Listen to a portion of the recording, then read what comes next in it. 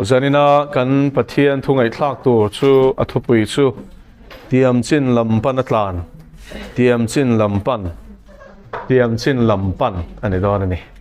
ale kan chang thlana tan chuan Philippi bungthum chang som pani atanga chang som pal li kha Philippi bungthum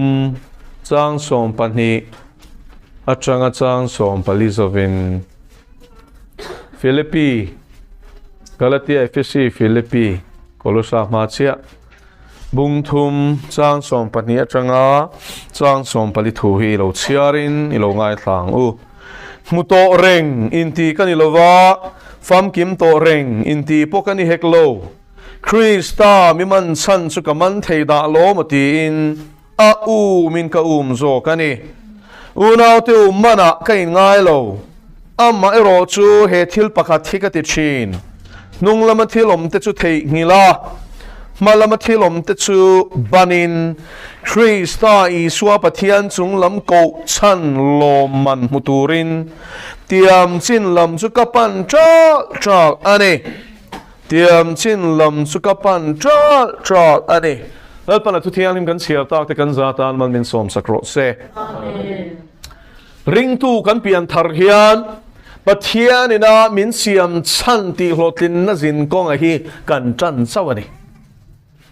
pian thar na hi atop na ni lova kan zin kong kan chan na chaw ania ama zonga kan nun kha chu chiar tlak lo thai bo ngai dam ngai ania misual kan nia midang ang bukin FSC bung ni chang thuma soyangin thin urna fa piang reng kan nia kan ti sa chak zong le kan mit chak zong umin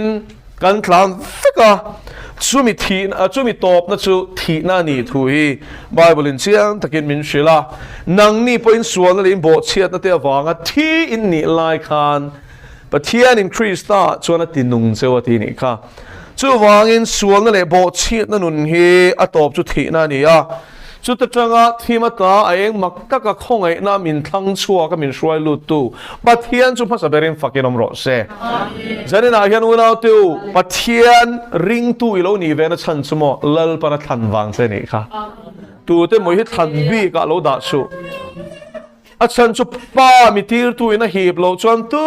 ma ka ne ran thleng thei lo a ti tlat la li suwa hian chu wangin pa ama tir tu ina fapai suwa Krista nena min hi pawanga lali suwa ring theile sha theive chau kan ni ti hi zanina hian tharin ilo shiang u ti chuan chu lali suwa Krista shia chian na chu chatuana nun na in chan na nia amaro chu chumin nuwa chuanin jin kong thui takkan la nia chumi chung chang chu hela hian tir ko du om tak po le hian heti hian ama sin kong nge po alo ni thu le alo tlan dan te lo soya muto reng inti kanilova fam kim to reng inti po kani heklo Krista mi man chan chu kaman theida lo mati na u min ka zo kani ti ni om je chu nge ko na tu tir ko pol testimony kan sheveka tir ko te thil ti bung kwa a chan chin a pian thardan iti to me ten kan hmuwa bung sari na khan a chan chin hi kan hmu dei to a da chuanin ko shan ho te than hem ngai takati du da chin tu pa ania a pian thar ma a ming pakhat a man zok le a ming pakhat zok kan shiat lar chu Israel te lal masaber solam ming den chena a ming phua khania ama hi Benjamin a thani boka Judah sa khuana chuanin a hun lai na chuan hei bung thum na chang som pani malam pang thu ten chiar chuanin I Hebrai te laka Hebrai ani thu te o khan chiar lo teng o changa na niriat ni sertan niriat ni khan mi pa zong chu Israel tha te chu Abraham ale na pathian thu thlung chin chian ani awangin niriat ni a sertan tur ania chu vai niriat ni a thap ser tan sakka nia tia Israel tha ami ati chuwai Israel nei tam takin tun lai thleng point kan la chuang ni taro chuan I tirko pol khan kha chuang du ni sela Israel midik takani ni in ka shiam velo re anh ấy cho hết ta thả tu tết langin chui thắp thế này chú Israel mi dik ta cái này bắt nị na pathum na chân Israel mi sát lia pon ilovin Jacob phát chuam Benjamin khá anh Benjamin na chia mi tin Benjamin hi adang lambik na chú lalma saber than chua na so la than chua na kha Benjamin chia mi ni thlat me ni chu wangin lalma saber nam mai pon ilovin ming po cho ni chu ti khopa Israel mi dik ani chu fear Israel mi fear ti chuan nun zia chong kam le engkim mai ril put zia le khove thiran thleng khan hebrai te laka hebraia piang kan yeti om zia chuno pangte kan ye changin hebrai mi dik tak ni tura en kol seilen kan yeti ne atina ni chu Hebrai mini tum ani lova in bel tum ani lova chong po Hebrai chong an zirtira nung chang le khosazia po Hebrai mi te nung chang le khosazia le pipu te chanchin le pathian Jehovah ina alo shwai to dan zong sung kha anu te khanin an zirtira pa te an zirtira ti chuan rabi ho kebula khan seilianin chu tiang chuan azir thin ani Hebrai ti chu chong mang nam chi nam ni na Hebrai mi ni na zong chong in cheidan ele in engkima Hebrai tel laka Hebrai piang kan yetia dan lama chon Farisai kan yeti Farisai a dan zom lama thanem ngai kha juda ji nga khan he hun lai han anom lovani he ho hi hilela zirti ten nia BC san hileti borvel khanin juda ho kha andallau to lutuk kha vei pola nomta pathian dan ang hian kan nung to lo lutuk ti in chu dan ang nung tura thanem ngai takamosia dan anga nun tum pola te kha Farisai kan ti te hian ni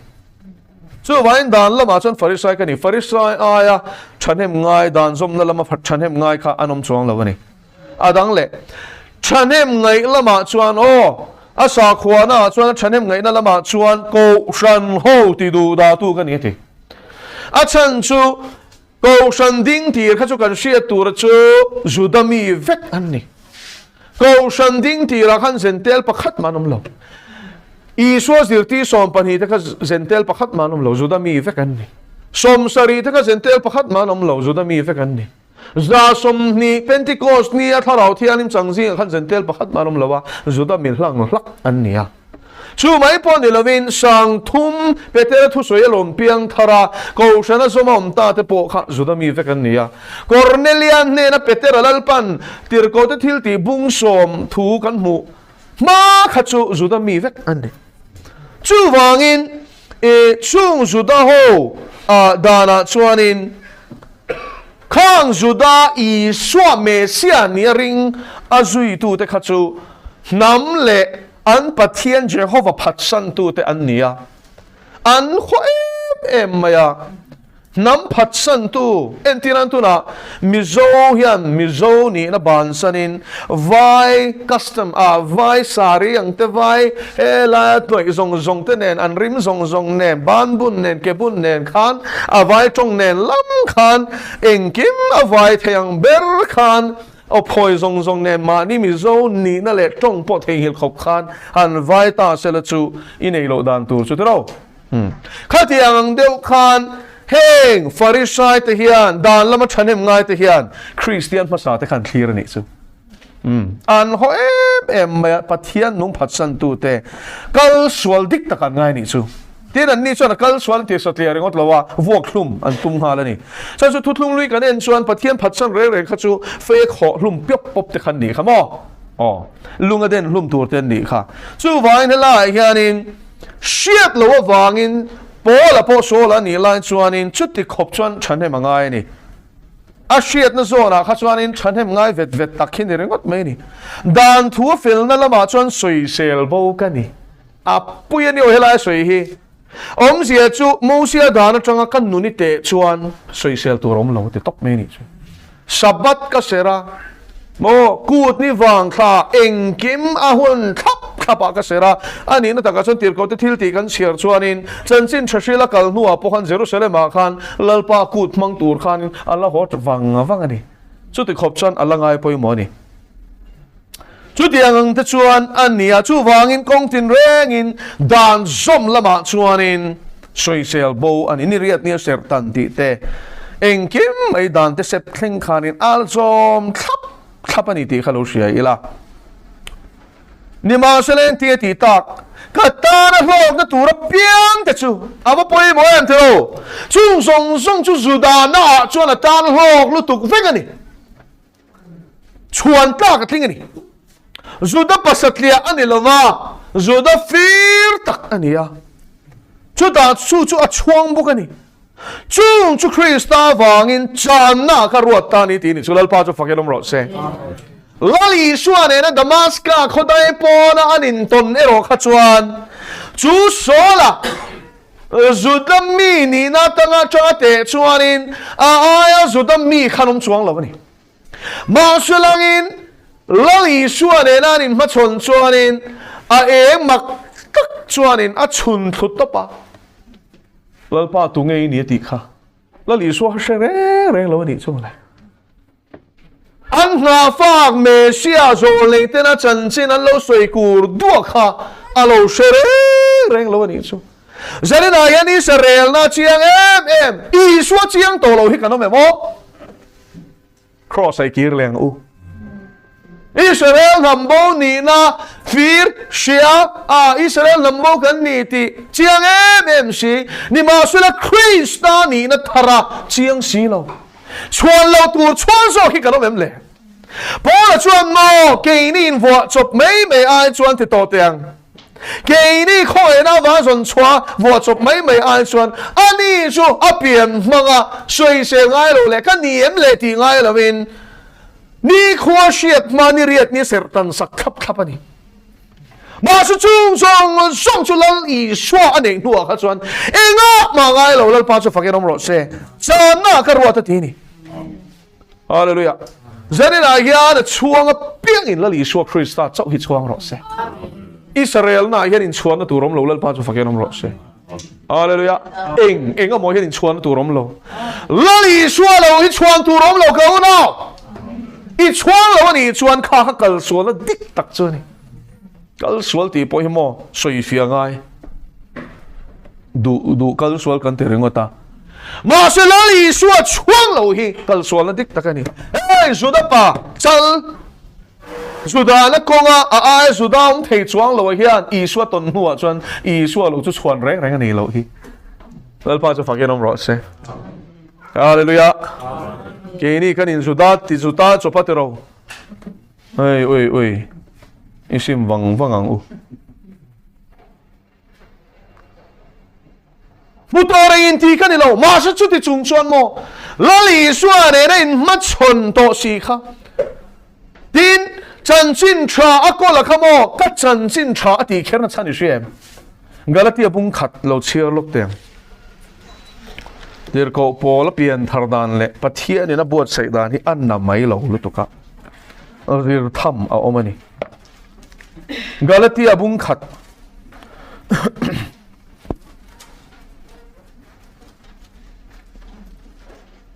sang som pakhat atangin chuti chuan u nau te u ka chan chin thashil kha chan chin tha ka shil thin seu kha Galatia ko shan sentel ko shan teu chan chin tha ka shil seu kha atina ni chu ka chan chin tha ti lo kherin in shem my gospel ati kherani atane khop me achana omani chu ka chan chin thashil kha mishing lam thu anilo ti ka shia ti ra chewati Mishing ne na ka don chopan ilo hey kini ho chutlam puin tu te mona min shila wanga har kan ni dro bola chu ni velo chan chin tra i suwa thi na le thole na chan chin hi mishing lam thu aka don ni lo ti na ni chu khoi tring nge don le zir zon tang chang som pa ni mishing ne na ta fu kan ni lo wa ati chú vẫn mishing lắm thú thì ông gì chú mishing phọt chọc thú này lo va, bà ni na chú mishing man rua mà ngã cái đòn bò ni hek lo thì, hiểu, mishing nó xịt lo ni chú khơi chuyện cái chân chân chả khá xịt le, mi min zir ti cái ni hek lo, à chiang đeo đeo em, mishing phua chop thu ka dong lawa mishing man ruam bangin min pathian min shil bok lawa pathum na chuanin mishing ne na ta ka mulawa mi zirti po ka niklo mishing ena min zirti ne lo chan chin cha ka shil chin kha le khoi chung nge don le Isua Krista in larna vanga mu ka ni sok sia lal pa cho fakelom ro se la Isua men chan chin cha zirti ni so le lal pa cho fakelom ro se a huai em mai ni a chan chin cha ti na chan su Isua真正查不会转，就真正查就波了卡，啊热点你出，啊烂床啊你出，啊高点你出。伊说 Krista in la na vanga mu kan ni so ke, ama han chiang em second hand information ni lo ni chu. Tu wana 真正传写的民shil kan ni lo ba. La li suang e pathian fa pa ina min shil kan ni e. 主王尊个真正查底了，参出跟说对，一说呢那张啊多了你看，多么破错吧么，多么水错了么，多么ring thar ina，么ring tu masa te na anzir tir kan ilo。Juda te sa ko biak dana chuan ma la ko dan chin she to sia. Khatia pathian ko shan ho nasat ka ti du da in cái thì bồi trên kha, câu nào tiêu dẫn đến ai hiền, ý hôn mà làm cho tiền cổ bố lăng hiền nên ắt chào vắc lỗ này mấy thầy, mà sự dẫn đến ai hiền một lần Isua ringa Isua thế sima Isui chia hiền, in nung i lâu thiil lâu thì Isua to zong zong thì i át lại chết dàn zong zong kha, lal pa nangai dam se, bul chân chặt min phal sa cái này chứ, lal pa cho phát cái lòng rõ se. Chú vangin inun luya khan jering su ma lam pa na tlang tur chuan tiam chin lam pa na tlang tur chum mo ko nau nong lama thilom te thei hila ngai tlat tir ko po chon hu to reng ki kan lo ti sia chu la li su khan enga tinge kan ne na khan damaska khodai po na khan in lara enga tange sola enga tinge mi ti du da ni mi ron tinge ka shelo eng wang ni la li su khan mai la na ngei na chan chin cha kha mi kol ti ra zentel te ne na tir ko ta min ruat ka shebi lo ati na ni chu ka she thiam ve ka ti lo nia ati na ni Fam kim to rengin ti po kan ni heklo rin na ko ngayon kay po la yan zirtur kan ei to lawa ka fam kim to ka ti mialo atina ni chu ka na teu churil ru chu mo malampan tu chon putangai sia in ti ho hian eng man siat bel to lo sia in ti man siat na rama khan anin la championa ma sen shabok silo ni mun takin ai tharo le Pathian mi siat te chuan sia anin tingai lo an siat lo zia hi an shatan chau thi lalpa chu fakeram ro se lalpa chu fakeram ro se hallelujah Pathian kho ena zara hey mi te ponan soi china in chuan lamin ka soi lo ania Pathian ro pui zia puan chua ka duwa kum khat chuang kan kal to lalpan sarmon mi la pek bel zel te ro angai ngai soi reng anilo zan tin kum khat deuh tho ni tin lalpan thumin soi tira adang zel ani ko nau teu chung zong zong chumo voi khat chulalpan i shia zong zong khati tui fin ria ta far khatang ani alpa ta fageram wa se ti hian Pathian ko ena zar in chuan lam ne lawin min kol ti rahi a then pokala soila ti hian kuming za ta mokalila kan soi chan don so mania atam lu to Pathian thu hi mo ril lu to khani chu ma se chung zong zong chu ka shiat lo zia ka seina ni zok chu chung zong zong chu tui fin ria ta far khat angani ti ni chu mo le chu chu lal pa min shil na ni so in ko na te tu ma hi mo chapo shia in ti thei ka no Sia in ti ni chuan mo a chapo tok che ni la sia ni kha i sia tak tak khona chuan i sia lo zia hi i sia tel tel chu chuan sia sak na pe che in ril cham na pe so kang che al pa cho fakenom ro se sia chen le zual che ka du ti hla phwa hi va dik em tro mo to rein ti ka ni lo fam kim to rein ti po ka ni lo tiam chin lam pan ma so na ring tunun kal tur suanin sia in ti na ramachang hian ho u i chukang u pa ke mi mo limin zirti ro ti na ke bulai chuang u amen chu tiang ang ril ri pu chuan mo lal pan na tharawin thutaka suang cheng azirti rang che hallelujah amen ma so on tur chuan zirtir thei thin lung kan putangai ni chu zil thei thin lung kan putangai ni chu à cái chắc cái thì tội cái số một anh mà sự thấy to了就tiếng mi ai son mi bị谁有梦做啊的突然间的了就 Krista mi man chan chu ka man thei da lo ma ti no mi ka so tir ko polan nun hi man ro pu em tro inga tinge ke mi sual ko shan te ti du da tu Stefan and then rui lai po ka puan da a cha he pa in thati i suwa ti a in long en deng lom hin ti chalu tuk ti a puan da thu se tu chang ni so ka rem ti e ti na ni puan da chu he pa ti na hi mo ka rem ti thap za 100% support ka pe ti chu tiang a ko shan te ti du da ring tu ma sa te mar tarna kut lo tho ve tu tir ko pola chu pa thian ni khai chu ka khong ai na in ka shia lo wang in ni ti ni kha ke zong tir ko te jing a po te be a hun lo ang a piang ka ni te ti awan in chil ro em te ro khang thila ti fang khang Satan khanin ama beinan po khana man rinom anun lui kha man tura nei chakhopa Stefan den rui lai rem ti lai te khamu ti ranga mo nang Christian te thattu ti du da tu chu diam bogin nang le ke poi me ma pa Satan hian gan nun rui manga min chuya malam pan le the lawa manin thiam lo na lein kil toy na min phuar hi tum chi adike izolo in chinte zumuna ilo tal hirna te amu ti ruak ang senga aron lang puatanga zak dewasiam che tum chin ma su sale na yan ka shil du te chu lai su chuan thutak chuin sianga thutak chuan boy abarang cheu ti ni amen eye chu thutak chu an bo chiat na te chu ka sharing to lawang ti lal pa chu fakenom ros Jeremiah bung som thum pakhat chang som thum pali top la sam zale pathum na chang som pania chuan chak le thang in latangin kan bo chiat na te chu kan ne na ta da sun ta daya ati lal pa chu fakenom ros Israel bung kha chang som paria ta chuan hoi ngai to tlang tiang u kan sual te chu sel la ngi la to ma sela vu ngi la ba yang ti lal pa chu fakiram ro se engin nge kan sual Israel le ka sual sen la nga lar to lang sa re mem hai thei la wa kha vu la ti va le thei kan ti chuan beram no Isua Krista thi sen hi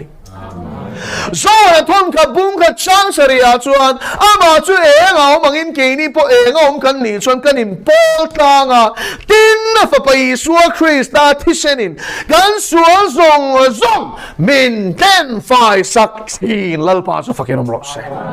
hallelujah zong ati amen hallelujah sharing tu chu setanani Sia tireng tu ka setarani at huoy to su ni nun hui chui nei lo at chopalom sia ta ka ni to lo balom ma se pathian ma chuan ni sual sima afa pa chui la le chandam tuai pom ni da ka la khan I hun kal to chu pathian record a chuan thai bo ni to ti lo siang che hallelujah thial hui te chu aral ta ngai te wo tharta Korinthon ni bunga chang som pasari ralta hilal pan sharing ne chuwang tak chuan rom bung ria ta chuan chu ti chuan Krista Isua te tan chuan thiam lo chan ti na re ngom to lo ti lal pa chu fakiram ro se Isua tai ni to chuan mo aman a chan to don se hek tu setan ya ro re la ni ya na hek che ni point lali so na chon to don se chu lo rom bung ria chang som thum pakhata pa thiam kan lama chan chon tu nge min do thenga ti om zia dik tak chu ro re na ni soi ro re sakin kan om vek don ti kan sia to ro hebrai bung kwa ni sari mi sing ta voi khathi ro ta ni chuin nuwa chuan ro re no chu ro re na thiam chang tur chuan I suarin angai I suar thi sena silfai te chau hian thiam kan chang don lal pa chu fakelom ro se nung chang chain thiam an chang don lo khovel te da na mi chain thiam an chang don lo khovel ngaya mi fel le mi cha ten thiam an chang don lo wa I suar Christian la le chandam tu ringa a thi sena silfai te chau in thiam an chang don lal pa chu fakelom ro se chu vai na ma chu tu po ringa piang an boral lava ro re na ni thiam lon chan chuan an boral don sia an boral lava thiam lon chan lava ti na ni chu chatwa lun na nei sok nan van raman lu thei nan hallelujah al pa chu faken na se pathian in a fa kan ta na lo ti ra ni ko na teu chu chan sin tha chu awa han tha em te lo bul chan that min phal sak to kan nun hui lal pa hian a thi sen an nuai re fik to wangin a shedu to lova a shedu to lova hi nang point sharing to su lal pa chu fakiram ro se a shedu to lova nang po hian sharing su una ti umana kain nga lo ma ro chu he thil pakati ka thin nong lama thilom te chu thei hila lama thilom te chu bani na ti lal pa chu fakiram ro se nong lama thilom kan ti sual to te thei hila van poi mo em mà sẽ có nào chú ai bôi mồ số cả xuân cần lụt đòn thì tiếng ó ít biển thằng lụt thằng nào thiang thì mình còn thua bằng xe ngà thiếu cho thì đủ nó còn bèn xe ngà à chân chú Philippines bung nị chán số bắt thu mà chuan à lom zong ngà bắt thiên tì na nị chú bắt thiên lom zong ngà tì na nị chú à lom zong ngà bể tu ra nắng mà nị thọc tu chú bắt thiên na nị xíu tì chú vậy Bible chia cho nó khá ít biển bùi xe nị lâu tì chú chiang từ rồi tôi nghe Bible chia cho ta bề chế bắt thiên thì nó bề chế lal pa cho phải lo tôi nghe thiếu cho tí đủ nó bề chế bắt thiên thì nó bề chế tôi nghe thiếu niệm nó công rồi tu nó phui chế bắt thiên thì nó phui chế tôi nghe chắc lâu tới trần phui đủ nó bề chế bắt thiên thì nó bề chế tôi nghe cái sự mà đi soi tu bề chế bắt thiên thì nó bề chế tôi nghe mi bao tới về trong trái sắc đủ nó bề chế bắt thiên thì nó bề chế chuan tu bắt khát mấy này lâu lal pa cho phải cái rồi xe đi xóa ya bulan ya to poni Hebrai mung so pani chang ni achoni so kan rin na siam tu le ti fam kim tu ate chu wangin rin thei na poila li so tang ro no mani ti lo sia rin du lo chu mi mal du than na ni rin thei na chu lal I so tang ron piang ni lal pa chu fakiram ro se achan chu rin na zia hi mobile balo changin zero mi sing takina thei lo top thil mu lo te shiat fian I mu lo hi she fiat hem mi thil be sei te om nge shiat na hebrai bung som pakhat chang khata Bible bu pum puya rin na shil fian om chuna mu lo te shiat fian mi sing hian kan mu lo hi kan she fiat thei lo van ra mi mu lo eng ti shiat thia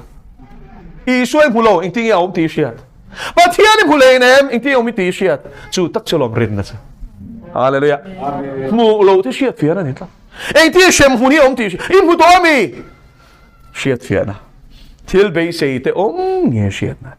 anh e be sei chu zene kan kare ti ala pa rong kan bola suala ka kan in thial fili ma ngai tu na tin ren Krista thu na sala kan suaya tha ro suaya om tu na thu na nu na kan lu se na chana chu be sei kan nei wang ni be sei nei lo than thon kan reng reng nei da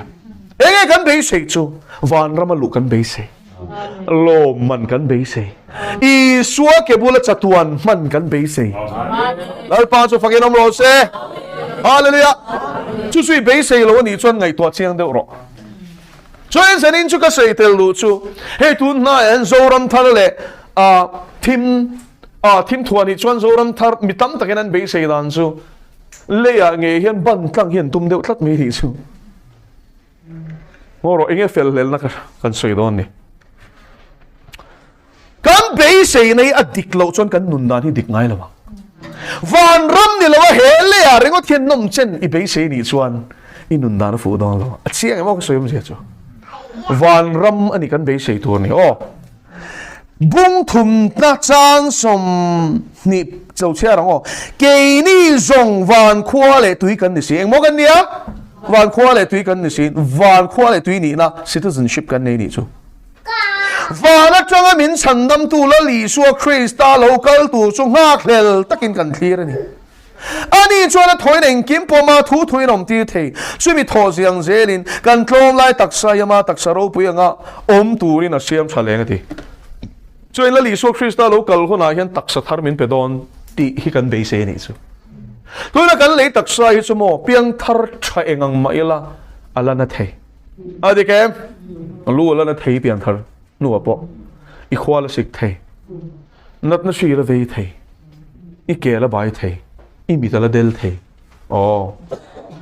pisang zo ali te po tharau mi lu to kan ni ma selangin ka ching mitin khwa wa lo ma se mo khwa mu lo ma se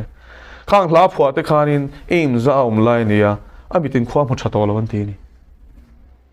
pathian mi sing ti khatiang kha achan chu he taksa hi chu boral turani tin he trôi thầy hiền mo he ti sa le thi sen hianin pathian ramalwa don lo korin thon khat bung som panga chang som nga a chu chuen zia chu vai na lua don lo vai tu na i tak sang hi chuan van ram hing ti kong mai lua thei lo wangin siam thari ngai ole mun takin ngai tharo chan chin tha chu hei hi ni mi sing chu tharau ri lo tak sa ni thế ra vangin là thì nó tu chuan tharau re lo tak sa fana chu wangin atak sa po vai vota kira a tharau le nun na po sem huna ta turani cham dam na chu hei hi ni chan chin cha chu hei hi ni i su chuan in kan le tak sa vai vota nga siamang hi mari ko chunga ron piangin aron pu ve nge ya kum som thum le pathum khove la umin kan mission na kan sual ti lo chu aron chom 5 fika Khosa chuan kan sual man thi na chu pe in ke mani awangin vuak thi tlin no makan nat na kan lungai na song song a phura ma se phur ber tur chu thi na khani tlat aman pe tur chu na thi ngai a chan chu sual man chu thi na ni tlat ti chuan khosa chuan thi in mishing te phu ma kan omang hian phu me na oma ni thum ni a chuan in kai thoi nom lalpa chu fagerom ro se ko na chan chin chan ni la lai chu ngai tharo le mishing piang to zong zong i eden bo chiat na wanga thi zel tur kan niam taksa ni chu ka sei tharau kha chu chiang sa sela taksa chu thi zel tro pathian tharau mi ber te pon thi zel thawem miligram te pon mani lo kan thi kha thi tho lo ma silai mo na i so thi na le tho le na be se na min siam sa ka chu hi ni ngun takin ngai tharo a tho leang khan ama ring te chu thi ma sela al taksa chu vai vota train ki le ma sela lalpan ni khat chu ala kai tho don ti be se na hi ni lalpa chu fakeram ro se du angin he hi ko shana hin kan in zirti siang tok tlat lo hi poi ka ti ei ti la li suan zo har bung so ma chuanin ke hi tho le na le nun na chu kan hi ti tu po mi ring chu thi ma sela kum khwa ina nung re lalpa chu fakeram ro se ei mo ni la li suwa chu tho le na le nun na ni tho le na hi event thil thleng ani ti lo ama kha tho le na in ti ei om sia dang lam na ka tho le ti lo tho le na kan hi ti adang lam na she thia mem ka tho le ti kha chu hun na chu sui tho ma se helan cha ga sui hi chu ama kha tho le na ni ti na ni chu om sia chu he ni i soi rin chuan i tak soi thin rolin vai vota chang le ma se lan chiang khan lai pan la kai tho le don che ti na ni chu lal pa chu fakin om ro se ama chu mi thi si ga ta a tak sang e thong khan nang po i thong lai tak sai troi ral ma se la lai pan a hun ruwa ta chuan la kai tho don chu ni kan be se chu ni tir ko polan philippi bung thum chang som ni le ni khata zia ka chu i so lo kal le na le tak sa thar kha soi kop tat no lo than sang a phua cho pa ni lo wa bible in zia ni hallelujah kan be se poi kan chiang lo tla ta lon tro chiang to te ngo zanin chu chu vain zo ram thar ra changa kum sang ro rel ban tlang tum te ne ra ka soi du chu ban tlang tu te chu mo van ra man lu tu pakhat manom lo hey khoi chu nge soi chu Israel bung som ruk panga te bung som pakhata te bung nia te khan I no bang te chu he ta no bang te chuan sa sham tak tak te kha an kai la ti ni lo mi bung som ruk panga te chuan kum zadam chuan chedong nge niang ti te kha ni lo mi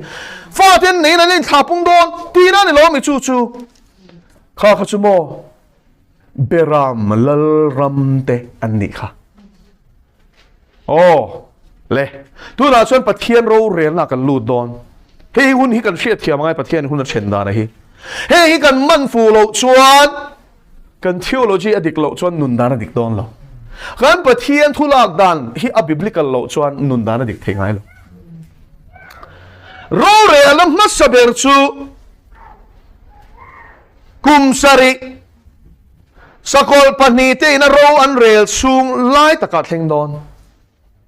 sakol masa zo gena kum thum le chan vero rel chung yan thu tu panin zu da ho ne la chan chin than shilanga sakol na ro rel chan ma yan zentel te ne la chan chin tha shilin om tong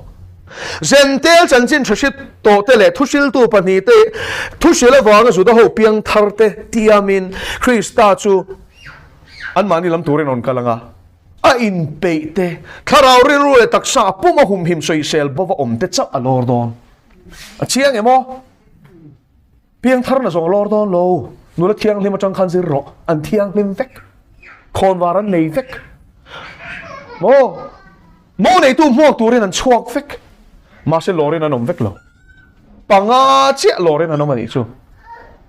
panga nu chen an om tat me ni zari na yan kan shia tur chu chung panga lora om te jing a chon kan tel theina turin tu na hian in phua cha na hun min pe ni lal pa cho fakeram ro se tin aban tlang tum tu te ne ka soi du chu thu puan rin chia rong ban tlang tu te mishing taksa tu na kan putang taksa ang pu ho ban tlang te chu an top na tur hi chia lok tiang zo than sa nga soi in ti lo nan bible ti zia ka mi hi ka chia sak don chu thu puan bung som ni lo ke ro le khong in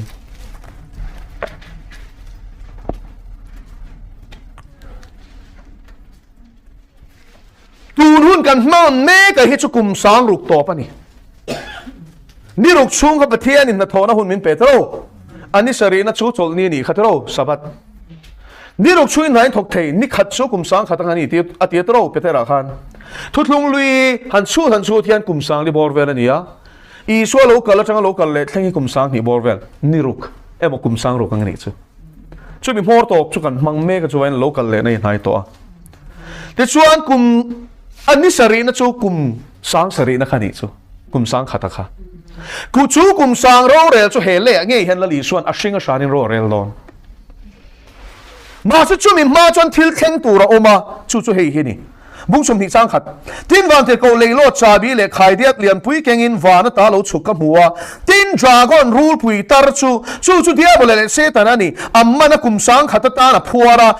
eng ta mo phuar eng che ta mo phuar eng zat sang khat kan chiang em chu wan kum sang ro re chung yan set na hi ache don lo chu wang tak chun ni in ti na ta don lo I hret hiam em ti khan lali suan a hringa shanin he le a hian ro rel dona tin a ro rel pui tur te chu tu te nge le siarang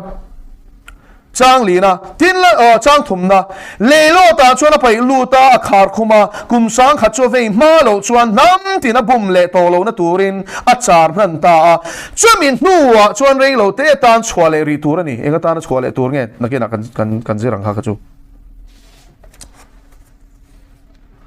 chang li na tin lo chut pha te ka muwa chuwa mian chua an ne la chuan ro rel na an pe a tin I so shia ti na thu wang le pathian thu wang a lutan te tharau hei chu ti kum thum le chan ve chunga mar tar te soina ni a mo le sakol le alem chi bai buk lawa an chala emon kutai mo chin chian nei lo te tharau chu ka mu boka mi thiang lim lo ra tel si lo ma se sakol chin chian la du si lo mar tar ta te soina ni chu sin sia na nei lo te tharau chu ka mu boka chung ho chu an lo nunga kum sang khat Kristan en ro relin anoma chiang em chú vang nan lo nunga Isua nen kum sang khat chung ro an re la ni mit thi dang te ro chu kum sang khat avei ma lo chuan an la nung ri lova chu thole na ma saber chu ni in shu thiam te ro ti khan mit thi dang te khat chu kum sang khat avei ma chuan tholo om je chu ring lo tu te hi an tho ma sa don lova ring tu te kan tho ma sa don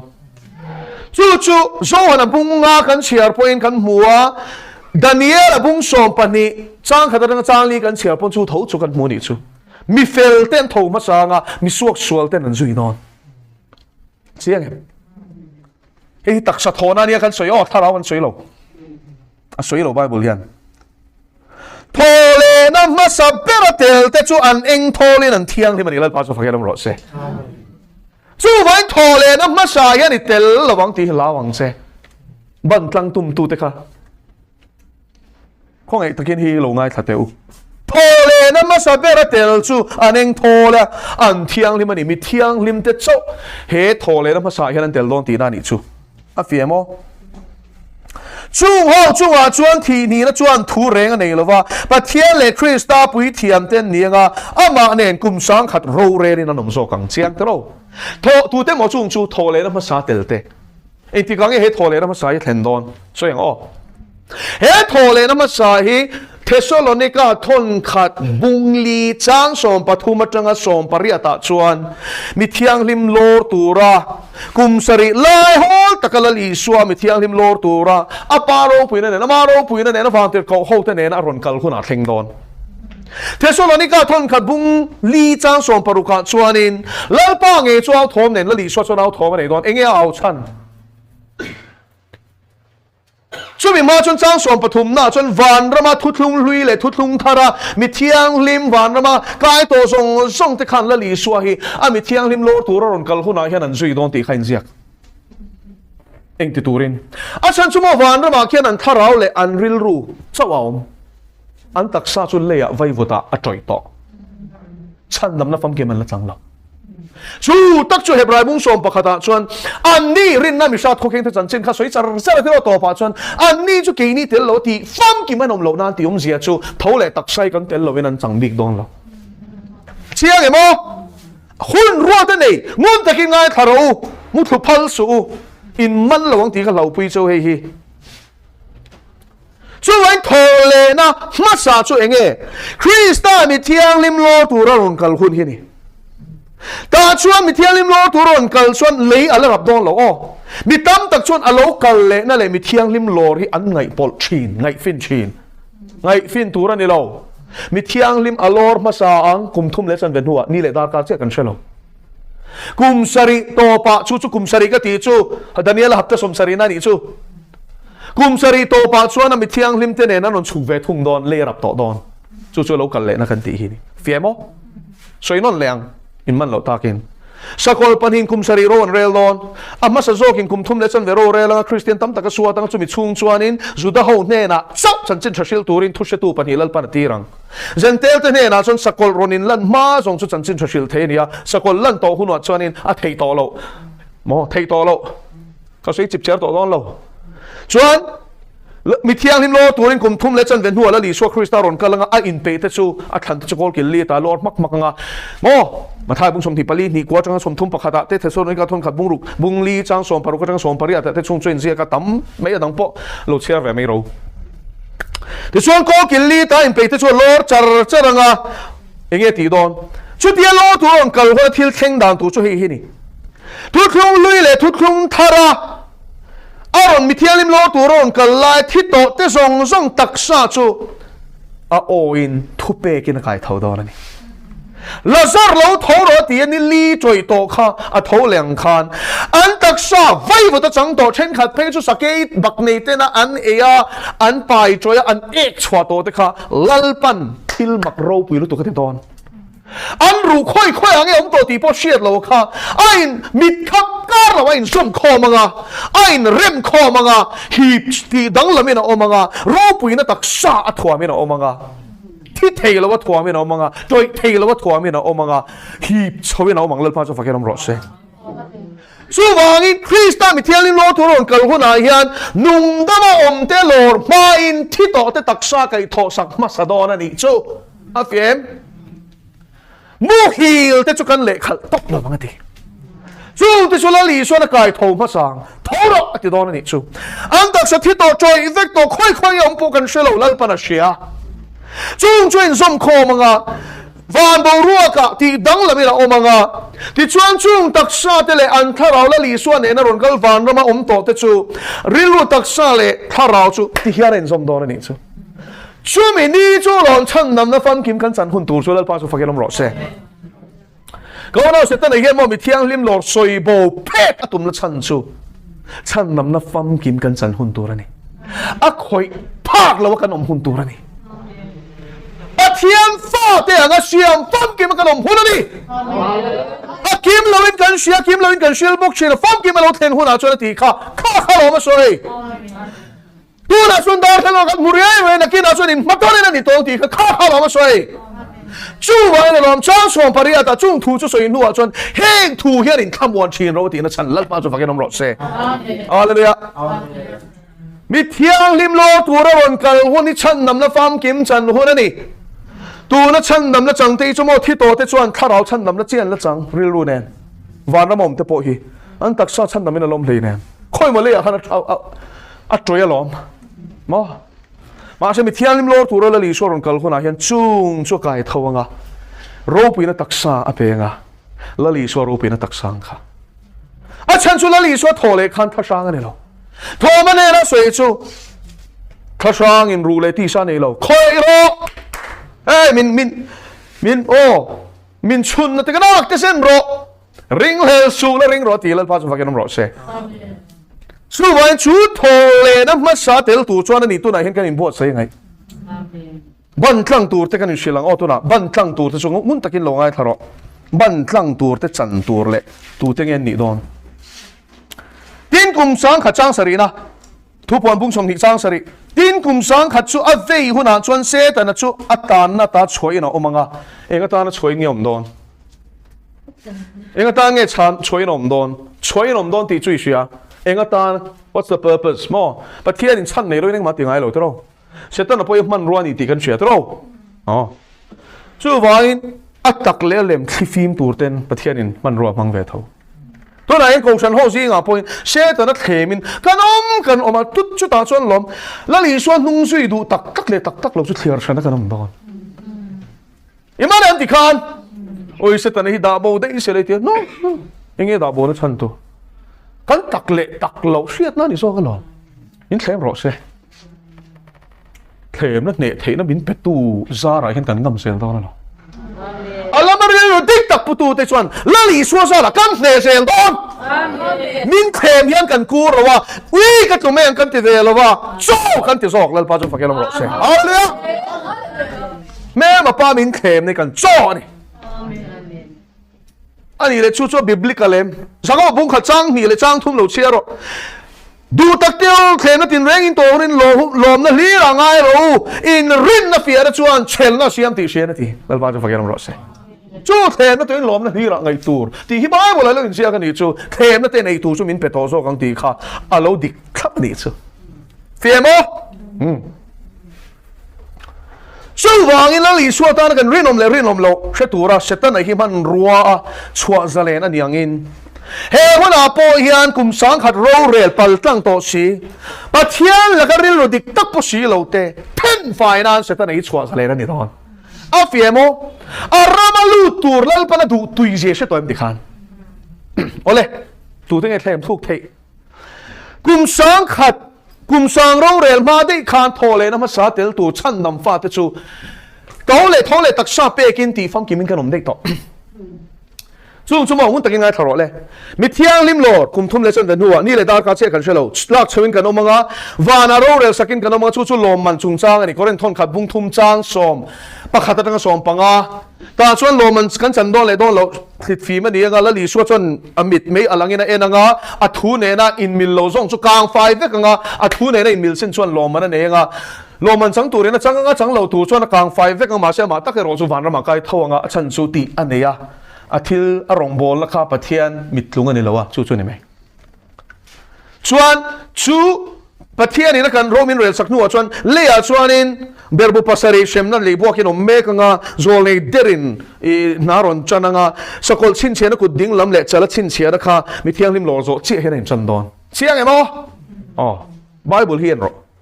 ti chuan chunga chuanin van rama chuan mithiang lim te chu lali suwa chuanin bema aro rena thut pha thuin romin rel sakdon ani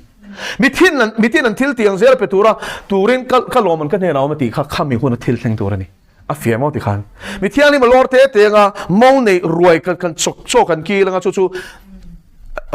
chuan chu min nuwa chuan romin rel sakang chuan loman chang turen changa chang lo tur chu kang fai vek nga ma se shem hunat la turan lawa thole taksa chu pe to shim ani chu chuan chung te nen chuan thupon bung som paklo in zia kangin van sipai te nen ati kha lali suwa chu har magdon in dona chuan Israel ti boral tum tu sakol le asipai zong te ti hlum turin rong chokanga aka chang khan dai siam ton ti chu athuin ti hluma ral be om don lo wi thia me hi thu a soenga ti hlum phiar me don ni chu chuan olive tlang rapanga sakle thlang zong in phel phokanga om je chu marlama phel khat chimlama phel khata tol thlang akara ruam zau tak omang chu ta chuan lali suwa ke chu chumanga ami thiang lim thole taksa pu zong te chu ama nen ro rel turin kanoma ole chung ho taksa dang lam na chumo ngun takin ngai tharo le thole taksa ni phatero choi thei khan choi thei lo na sin kan ti to tero ole chung te chu engange ni don pathian thu hian in ziak em ziak chiang lu tuk sadukai te hian heng zo he zo na hi I so hian lo zo tong ti van lo me em tero a chan chu hemi chung chang hi la li suan zo ta soi fia pha ta ni kha luka bung som ni chang som ni pasare chen kan chiar thapuat puatange tin sadukai thole na om lo ti te singa mi tu te mo ne ran lo kala ane na sir ti tu mo sian tu po au nau pa nu pui nei sela fa ni romin thi sela au nau pa na nu pui ro chungin au nau pa tan chi a tha sak tur ani ti in min ziak sakani dan thu chei ni chu mo sia dan mo sia kal tangap dan pek lal pa dan ni jok ole sal sari an oma a upa berin nu pui aneya fanei lovina thia apani na chona ro chunga apathum na chona ro chung lea chu tiang chevin pasari te chu fanei lovin an thi zela chiang tro chumi nuwa chuan me chia po chu athita a he hi tu te zona mo thole na ompo ring lo sadukai ten zona kherta kan zoni chumi nuwa chuan me chia po chu athita chu ti chuan thole huna chuan atu pera nu puinge nia mishing dana ngai to chuan in har khop mai tro an nei tak sia tu nu pui ber nge ni tang le chuti chuan thole na huna chuan nu tu bun pui ber nge niang an pasari chuan nu pui an nei cheu sia dik ve thlap tero tin an zota lali so chan na ngai tharo le poima le tu thole ring tu te om dan tu le om lo dan tu sei don tin I suaran ne na he khovel mi te hinu pui pasalen in nei chin an ti je te ni chu to na mi sing te om dan chu Genesis amal som na in thapung le leilung hi luak khat ro ti khani to nu panun manangai in thapun angai Rise shing zel nu pui nei zel ti khan khatianga cycle khakal tur khan ta chu tun hun a mi sing om dan a soina ni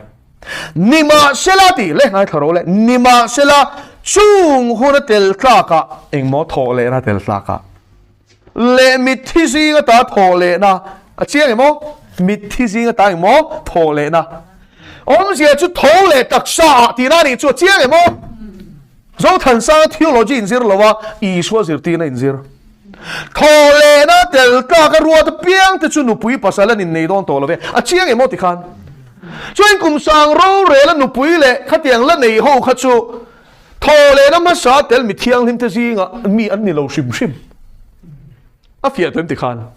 a chan chu thole zinga tel thole na ma sa tel ta ka ruat te kha chu nu pui pasalan nei don to lo I suan in Jerusalem a chain thole taksan en ro kan rel zok no lal pa chu fakiam ro se fia ke ko kem tel ka ruat piang tu chu nu pui pasalan nei don to lo ve thi po an thi le thei don to lo ni chiang em a chan chu kum sang ro re la kum za dam kha chu an chedong an tiang ti kha an la thi thei tla he hi chuan thi thei don to lo a fiemo thi na berlal pan ne sak to lo chu an thole na ba sa tel tum zok to kum sang ro re hi mi sing anga ban tlang I tum chuan mo shem hun I ban tlang don a fiemo na ke na kan chiar ngai in chiang don a thu al hir kan en don hi uluk takin thi pon thi le to don to lova van tir ko te tlukin an om don sia thole na fa ten ni awangin pathian fa ten ni ti thole na fa ten ni vai ne mo pathian fa ten ni om zia chumo mi thiang lim lo tur la li so ron kal huna akai tho tur te thole taksa pu te hi chu nupui pasalen nei don lova thi pon thi don to lova an taksa kha taksa thi the ni to lo shim shim lalpa chu fageram ro se i suaro pina taksa thole i suwa taksa khan pu to don chung ta chu krista lualina ron chukanga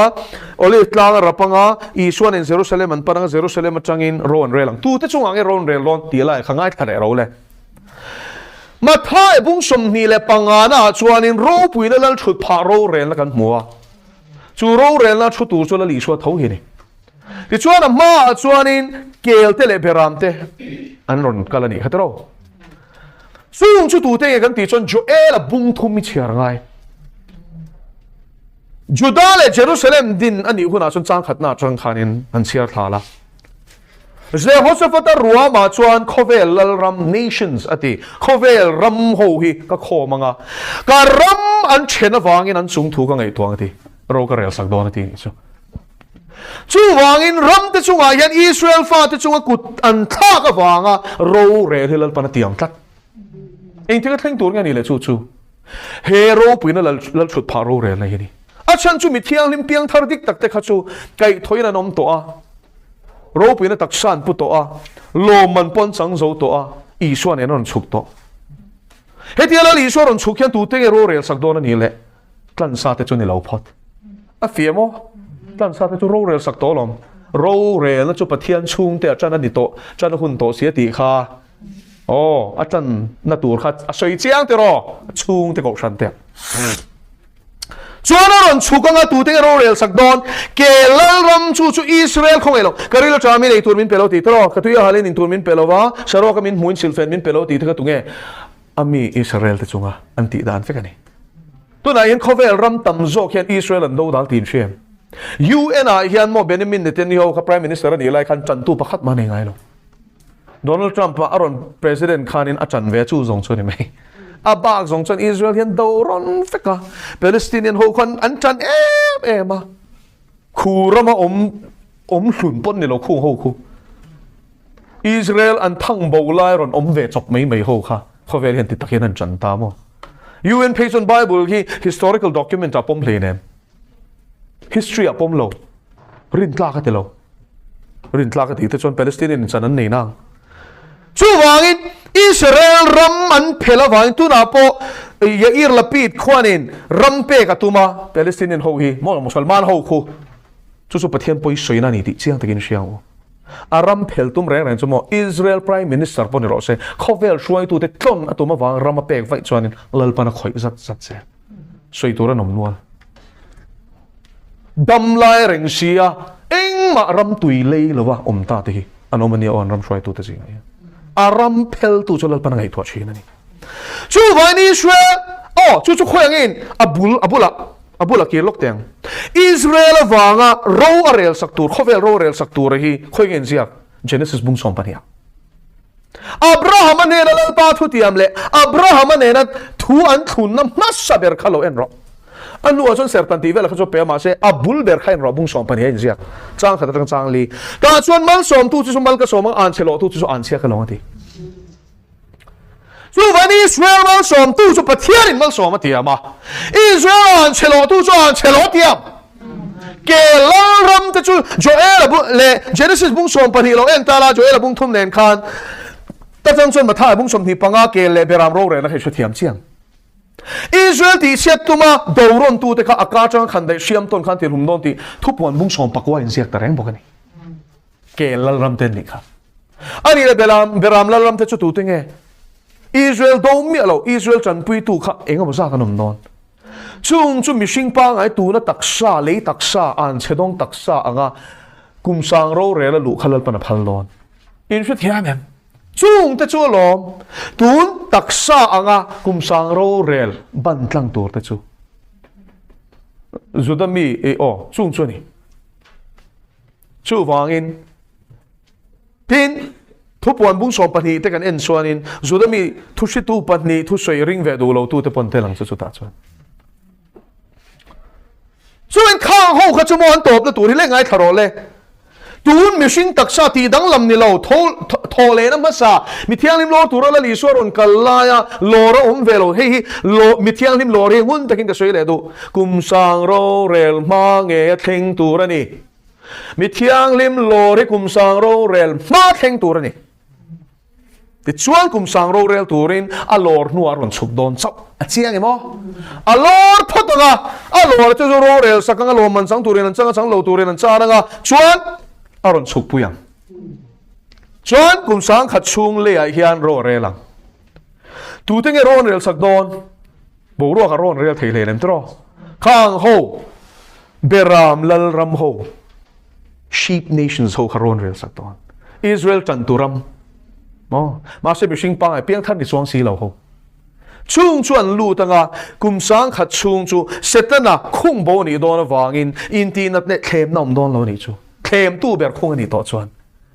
chu wang chu hun tak chu ni sai bung som pakhat tha ate bung som ruk panga ate bung hnia te kum sang ro rela in rem na le mo khang zong zong kha inti na tom lo ka tlang thiang le ma chon ti kha Krista ina he le ro a sing sha na rel don wang ani ani le chu tia mishing in tha chong zel an leng tha pung don in she them khang ho kha ani tha pung don kum zadam kha chu nam re lo polan nga yang a chan chu engki ma tha to do ni chu to na kan e tura pollutant san da na sat zia mo thil thalon da na sat zia ngai to chuan kan dam rei zo kalon na khila chuan khang zong zong khala li so ro re na hnuai chuan in pollution zong zong a kha e tur ti kholo na zong zong khati to pa ni nga bo ro ka thiang lim mo kang engki ma tha to do na thlem tuam don mok lowa chuan chu i so ro re na thafam kim thir tiang ro re na ti khau lu to ka ro re na hnuai a chuan in khang ho po khan ron duang ve do na ni chu ai tha pung lenga kum za dam pol kha chu dam ri lo tiang suala ni so kum za chau ni na thien tiang ani le chu mi hring ho mo mi hring pa ngai la ni ho kha ing ting ni don chan chu tlan sa te chu soi tong kha ni nu pui pasal nei don to lo van tir ko tiang ani don chang sari na tring tin kum sang khat chu ve huna chuan se ta chu tan ata na ta choi no manga chung ho khem tur chuan chwa za le na ni don an se thia mem kha ho sing khan mo van ram kai tur pakhat manom lo lấy cái lia nằm tê lấy cái lia thì trong coffee song song thì là đi chú thế đó ram bạc thế lo goga le mà goga chú buma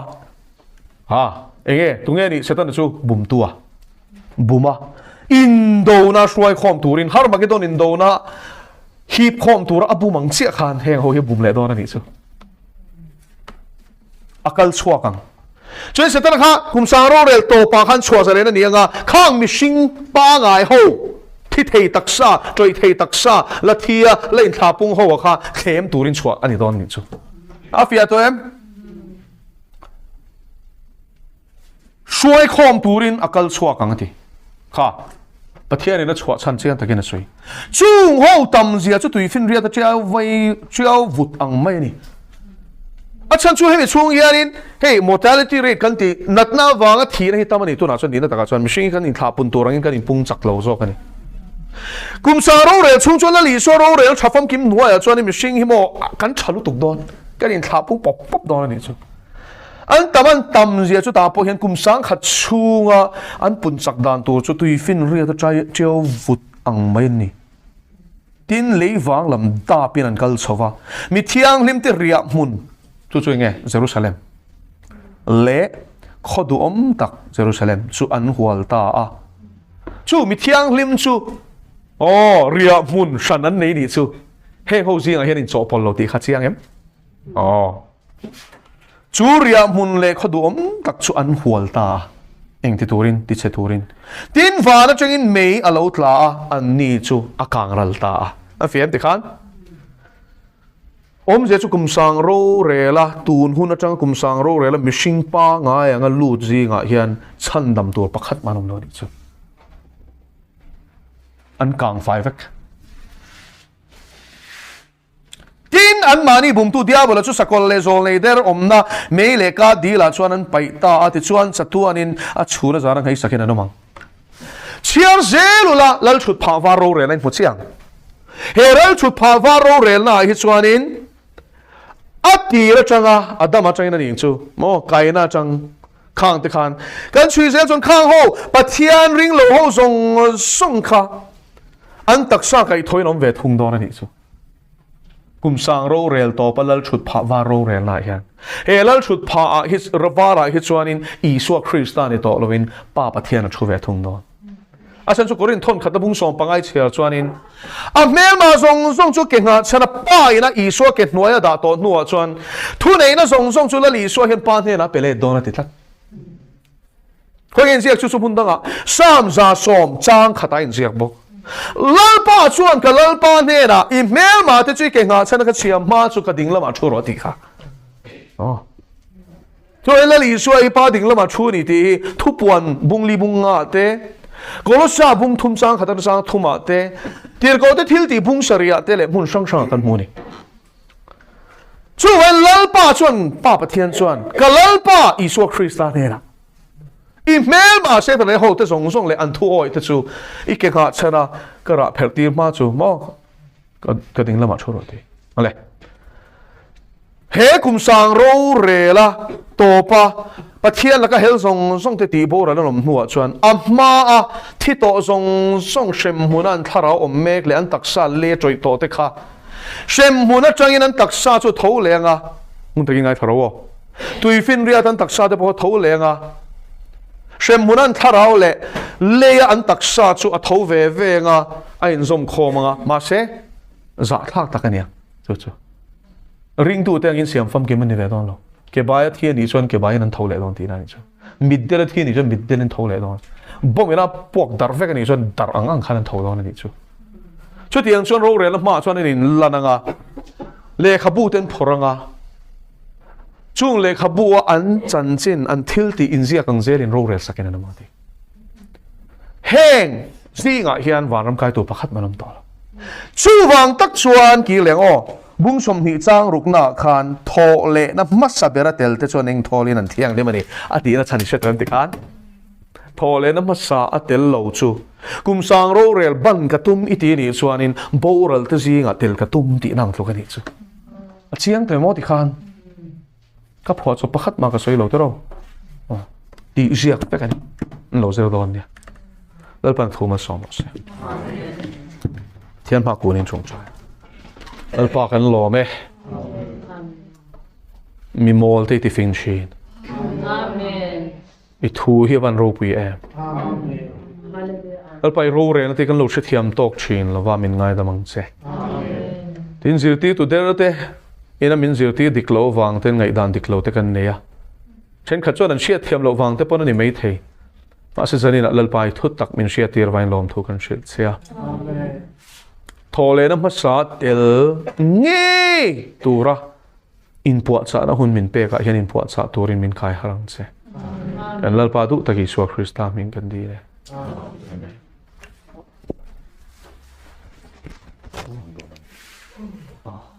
lali son min se pi ri chung